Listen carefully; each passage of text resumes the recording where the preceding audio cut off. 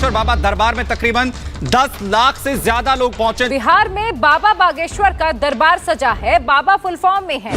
खजुराहो की ओर दिल्ली से जाती ट्रेन अक्सर छतरपुर में रुक जाया करती है। छतरपुर के पास रुकती है, स्टेशन पर नहीं। स्पेशली मंगलवार और शनिवार के दिन खजुराहो की ओर जाने वाली ट्रेन को बीच में ही चेन खींचकर रोक दिया जाता है, जिनमें से उतरती है भारी भीड़। ये लोग वहाँ से 35 किलोमीटर दूर गड़ा गाँव जाते हैं। इस गाँव में मौजूद है बाबा बागेश्वर धाम, जहाँ 26 साल के बाबा धीरेन्द्र शास्त्री बैठते हैं। बचपन से ही धर्म का एक बहुत बड़ा इम्पैक्ट रहा है इन पर। इनको सुनने वालों की तादाद आज करोड़ों में पहुंच चुकी है। ये जहां जाते हैं वहां लाखों का भीड़ इकट्ठा हो जाता है। वो पटना आए तो वहां पर 10 किलोमीटर लंबा जाम लग गया। इस सड़क पर जाम देखिए आप, 10 किलोमीटर लंबा ये पूरा जाम है। पटना से शुरू होकर ये आगे नौबतपुर का रास्ता है, जहाँ पर बाबा की हनुमंत कथा जो है वो चल रही है। 4 लाख से ज्यादा लोग उनके पंडाल में पहुंच गए। बिहार, छत्तीसगढ़, झारखंड, आंध्र प्रदेश, हरियाणा, यहाँ तक कि नेपाल तक से लोग उनका एक झलक पाने के लिए पहुंच गए थे। हालत ये हुई कि इनको खुद अपील करनी पड़ी कि कृपया करके टीवी पर ही प्रवचन सुने। वो लोगों से हाथ जोड़कर गुजारिश कर रहे हैं कि भगवान के लिए और लोग ना आए, हम और लोगों को एडजस्ट नहीं कर सकते। ऐसे में आप समझ सकते हैं कि लोगों की नजर में उनका क्या स्थान है। ये सब के बावजूद बहुत सारे लोग हैं जो कहते हैं कि पंडित धीरेन्द्र शास्त्री फ्रॉड है, धोखेबाज है और लोगों को बुद्धू बना रहे हैं। तो आज के इस वीडियो में हम यही बात करेंगे कि बागेश्वर धाम वाले धीरेन्द्र शास्त्री कोई फ्रॉड है या फिर उनके पास कोई दिव्य शक्ति है। वीडियो ध्यान से देखिएगा और पसंद आए तो अपने दोस्तों को भी दिखाइएगा। तो रिसर्च के वक्त मैंने बाबा बागेश्वर का ऐसा बहुत सारा वीडियोस देखा जहां वो भीड़ से किसी को भी बुलाते हैं और पर्ची में कुछ लिखते हैं और उस व्यक्ति से अपना प्रश्न पूछने को बोलते हैं। लोग प्रश्न पूछना शुरू ही करते हैं कि बाबा खुद से ही सारा प्रश्न बताने लगते हैं। वो उस व्यक्ति से रिलेटेड सारा कुछ बताने लगते हैं, जिसके कारण उस व्यक्ति को तकलीफ झेलनी पड़ती है। मैं आपको ऐसा ही एक क्लिप दिखाता हूँ। क्या नाम है बालक का? अगमवीर। अच्छा पढ़ो। बालक बहुत चंचल है, जन्मजात दिक्कत है, हैरान करता, बात नहीं मानता है, बराबर। बिजनेस बंद हो चुका है, जिसकी अर्जी लेकर के आप आई हैं, बालक कंट्रोल हो जाएगा।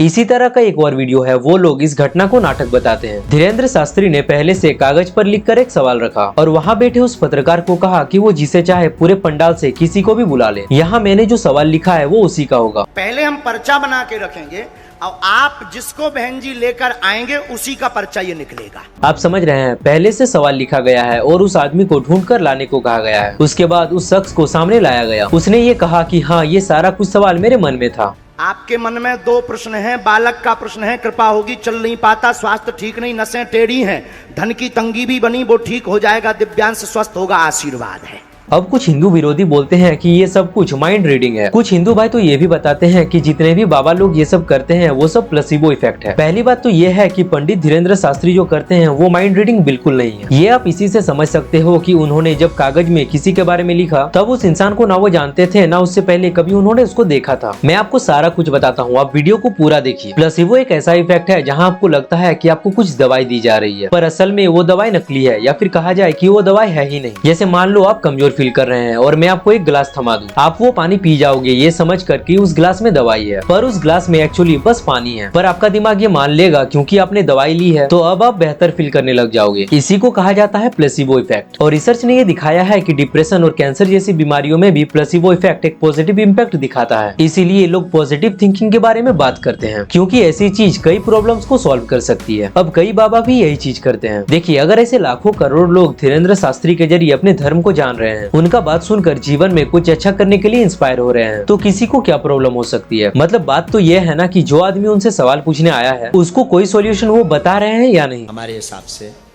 बात बदल दी जाए, रोक दिया जाए। अगर सवाल पूछने वाले धीरेन्द्र शास्त्री के जवाब से संतुष्ट है और उनकी बात मानकर अगर उनकी लाइफ में कुछ चेंज हो रहा है, उनका जीवन बदल रहा है, उसे जिंदगी में कुछ नई प्रेरणा मिल रही है, तो किसी को इस बात से क्या मतलब कि धीरेन्द्र शास्त्री उसके मन की बात कैसे जान रहे हैं। ये जो पर्चा है, हमने उनको कुछ भी नहीं बताया है, उन्होंने सब कुछ खुद ही लिखा है। उन्होंने लिखा हुआ है कि आपके हस्बैंड का काम पूरा होगा ही।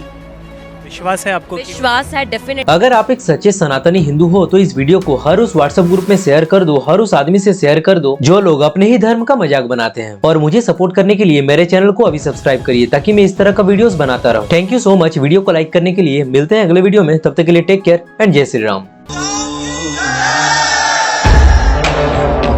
बागेश्वर बाबा दरबार में तकरीबन 10 लाख से ज्यादा लोग पहुंचे। बिहार में बाबा बागेश्वर का दरबार सजा है, बाबा फुल फॉर्म में है।